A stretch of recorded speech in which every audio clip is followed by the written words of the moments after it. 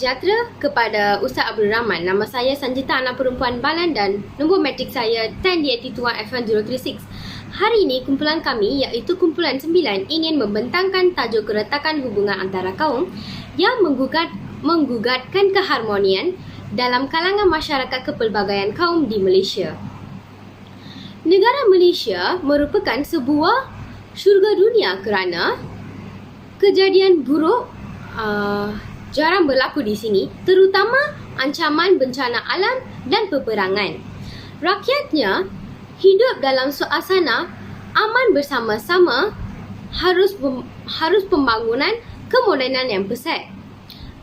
Keamanan ini ialah pemberian imej yang positif kepada negara sehinggalah menjadikan banyak negara cemburu akan kejayaan tersebut. Jadi, memang banyak tindakan yang boleh dilakukan oleh semua pihak di negara ini melalui memastikan negara terus berada dalam situasi harmoni itu. Majoriti terbesar warganya terdiri daripada kaum Melayu beragama Islam. Walaupun rakyatnya berbilang etnik dan bangsa, tetapi mereka berhidup aman dan damai. Masyarakat Malaysia tidak seperti masyarakat di negara lain yang tidak sunyi dengan perbalahan, pertikaian dan permusuhan, sedangkan mereka terdiri daripada pelbagai keturunan, bangsa dan kepercayaan yang berbeza. Kehidupan rakyat negara ini pernah diuji. Keharmonian hidup mereka tidak bertahan lama kerana diceburi banyak pihak. Beberapa kawasannya telah diserang dan dijajah oleh pelbagai kuasa seperti Portugis, Belanda, Siam, Jepun dan Inggeris. Segala bentuk rupa dan rasa keperitan dan kesukaran telah dilalui oleh ramai pemastautin tempatan apabila mereka cuba menentang penjajah asing demi memelihara tanah air tercinta. Begitu juga semasa mereka berada di bawah cengkaman kuasa asing. Seterusnya, ahli kumpulan saya akan membincangkan lebih jelas dan terperinci. Punca yang menyebabkan berlakunya isu perkawaman dalam politik antara sebab utama adalah ketidakseimbangan pembangunan ekonomi dan pengalihan kuasa. Jika kita lihat keadaan di Malaysia, ekonomi kebanyakannya dipegang oleh orang Cina, manakala politik banyak didominasikan oleh orang Melayu. Hal ini disebabkan pada zaman penjajahan British di tanah Melayu, masyarakat dipisahkan dari sudut ekonomi dan penempatan mengikut kaum-kaum masing.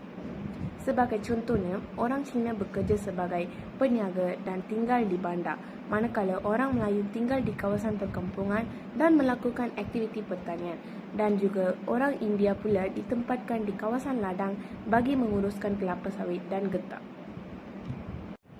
Punca yang seterusnya adalah propaganda perkauman di media sosial. Pembangunan media sosial sejak kebelakangan ini telah memberi kesan kurang sihat terhadap perpaduan negara. Keselamatan negara telah terbuka dengan pelbagai ancaman meningkatkan ketulusan tentang pemerintah dan ia turut membuka ruang kepada rakyat Malaysia bagi membincangkan isu-isu politik, sama ada penyokong kerajaan atau pembangkang kerajaan. Walaupun media sosial turut menjadi saluran alternatif maklumat dalam mempromosikan nilai demokratik, ramai pengguna kurang berhati-hati apabila melamparkan tuduhan. Masyarakat juga perlu meningkatkan kesederhanaan, bertanggungjawabaan dan bertindak berdasarkan undang-undang. Punca yang seterusnya adalah setiap golongan etnik mempunyai sistem pendidikan yang tersendiri. Maksudnya, di sini adalah pelajar Melayu menuntut di sekolah Melayu dan menggunakan bahasa perantaran bahasa Melayu. Pelajar Cina pula menuntut di sekolah Cina dan juga menggunakan bahasa Mandarin sebagai bahasa perantaran. Manakala pelajar India menuntut di sekolah Tamil dan menggunakan bahasa Tamil. Situasi hanya akan menyebabkan interaksi mereka hanya terhad di antara etnik sama saja. Implikasi bagi hubungan etnik ini adalah memberikan kesan yang negatif kepada negara Malaysia. Semua etnik masing-masing mempertahankan bahasa ibunda mereka dan tidak akan menerima bahasa ibunda kaum lain. Ianya akan memberikan impak yang kurang elok kepada penstrukturan negara kepada mempunyai corak pendidikan yang berbeza. Tidak juga dilupakan bahawa golongan yang menuntut di sekolah itu juga akan terlahirnya para pemimpin untuk mentadbir negara Malaysia pada satu hari yang kelak. Sekiranya pemikiran mereka hanya disogok dengan etnik mereka saja, sudah pasti Malaysia tidak akan berada dalam keadaan yang aman. Punca yang akhir sekali ialah kurangnya interaksi antar kaum. Secara umumnya, sesuatu kaum lebih cenderung untuk berkawan dan bergaul dengan orang daripada kaum sendiri. Ini boleh memudahkan pergaulan mereka kerana menggunakan bahasa yang dapat difahami oleh kedua-dua pihak. Hal ini demikian sesetengah masyarakat tidak tahu bercakap dalam bahasa Melayu dan mereka akan mengalami kesukaran untuk berinteraksi. Keadaan ini akan menimbulkan pergaulan seperti ite dengan ayam yang tidak dapat difahami.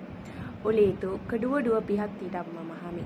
Sesuatu kaum juga sukar untuk menerima perbuatan kaum lain berdasarkan kepercayaan mereka. Mereka yang tidak bersikap toleransi akan menentang perbuatan mereka dan menimbulkan perselisihan faham antara kaum yang berlainan.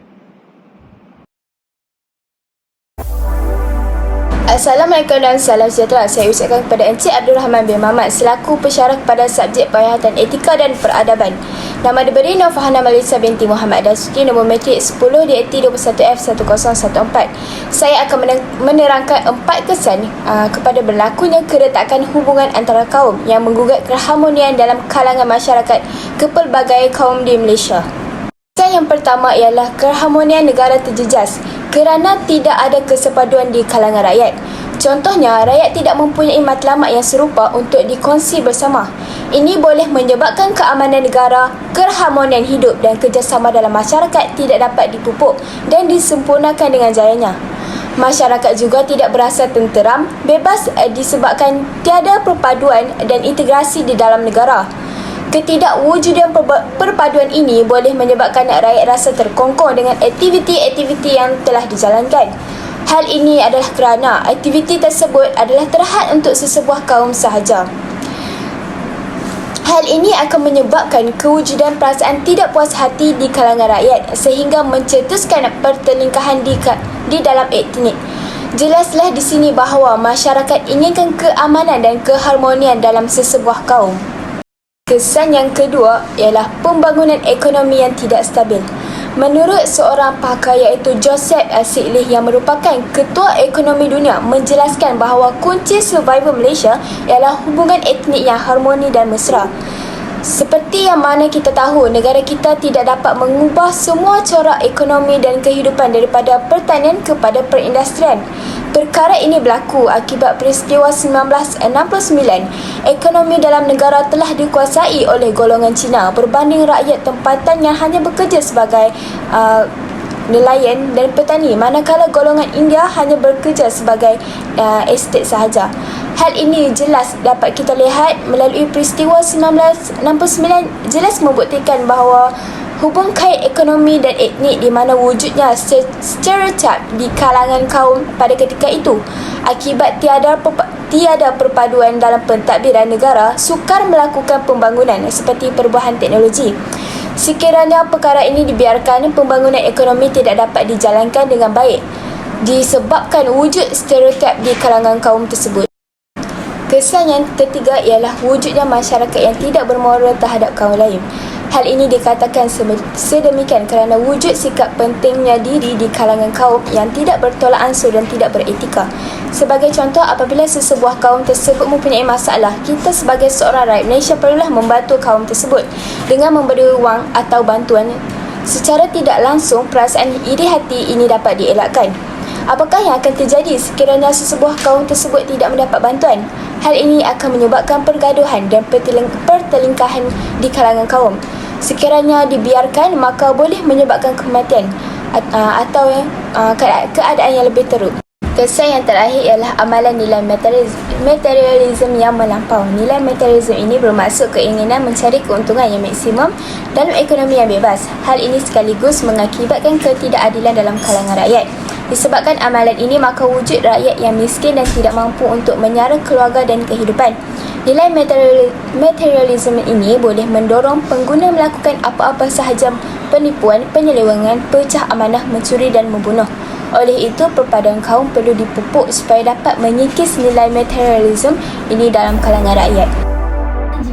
Selamat petang.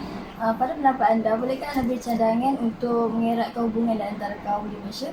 Pada pendapat saya, aktiviti sukan perlukan dijadikan sebagai ejen yang mengeratkan hubungan antara kaum. Boleh anda terangkan lebih lanjut tentang cadangan anda? Okey, baik. Negara kita telah mencapai kecemerlangan dalam bidang sukan, contohnya badminton, bola sepak dan sebagainya. Jadi, pelbagai masyarakat, kaum telah menunjukkan semangat patriotik serta memberi sokongan. Jadi, kemenangan sama-sama diraihkan, kekalahan sama-sama juga diraihkan. Ini menunjukkan kejayaan aktiviti sukan dan permainan dalam institusi pendidikan dapat menyatupadukan rakyat Malaysia yang berbilang kaum dan bangsa di negara kita. Terima kasih. Sama-sama. Selamat petang, Madi. Selamat petang. Pada pendapat anda, bolehkah anda memberi cadangan untuk mengatasi isu keretakan kaum di Malaysia? Ya, boleh. Pada pendapat saya, keratan hubungan antara kaum dapat diatasi melalui penyerapan kewujudan pelbagai etnik dalam mata pelajaran pendidikan seni visual ataupun dikenali sebagai mata pelajaran PSV. Bolehkah anda terangkan lebih lanjut tentang cadangan anda? Ya, boleh. Dalam mata pelajaran PSV, murid-murid didik supaya meminati seni dari peringkat sekolah rendah, lagi pendidikan seni membuka dan mematangkan minda murid-murid. Ada apa-apa lagi yang anda ingin tambah?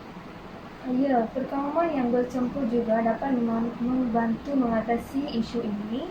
Rakyat yang berlainan bangsa bukan lagi jadi perkara yang baru dalam kalangan masyarakat. Seperti di universiti juga terdapat mahasiswa dan mahasiswi yang berlainan bangsa, kaum dan agama dengan rujukan kesepakatan antara pelajar yang berlainan bangsa.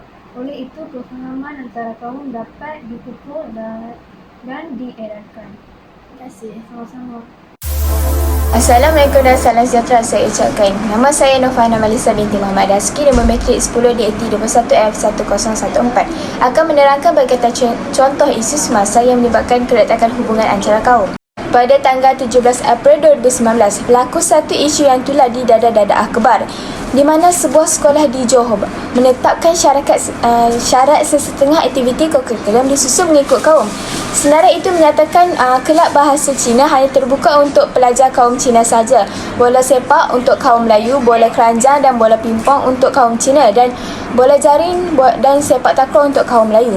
Menteri Pendidikan Datuk Muhammad Razin bin Majidin berkata tindakan begitu adalah bertentangan dengan matlamat sekolah kerana sukan adalah medium pengukuhan yang berkesan.